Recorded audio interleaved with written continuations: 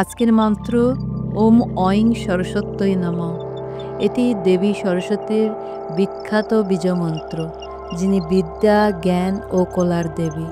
ওম সৃষ্টির চিরন্তন ধ্বনি, ঐং সরস্বতীর বীজাক্ষর, যা জ্ঞান, বাকশক্তি ও শিক্ষার প্রতীক।